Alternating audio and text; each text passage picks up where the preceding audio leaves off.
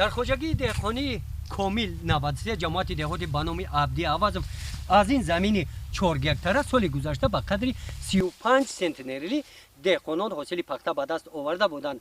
این سال باشد در چینکی اول همگی از 6 سنتنر حاصل به دست آوردند و خلاص. سبب کم حاصل گشتن نیالهای پخته و اون زمین را خوجگیداران در سری وقت تامین بودن آب پلیزی می‌دانند.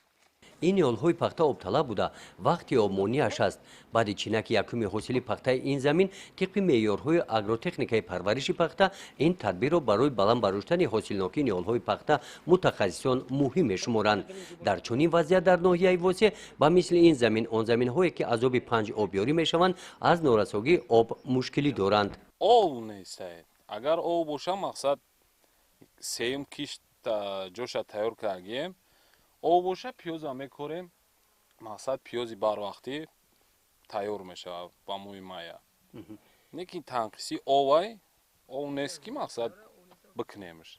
قسم زیادی زمین‌های کشاورزی حدود جماعت به نام عبدی عوض طریق این پایگاه آبکشی از آب 5 آبیاری می‌گردند. این پایگاه جنوبی است. از صحبت با شخصان مسئول انشاءات مذکور آبرسان معین گردید که بنابر سبب کم شدن آب بین ناحیه‌های منطقه نوبتاب جاری شده است. توصیه دادند که در چنین شرایط خوجگیداران آب را صرفه‌کارانه استفاده نمایند.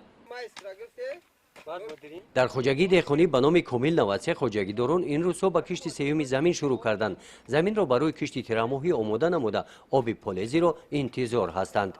گزارش خواجه نظریف خدای نظر ظهوروف از ناحیه واسه برای برنامه اطلاعاتی نوید.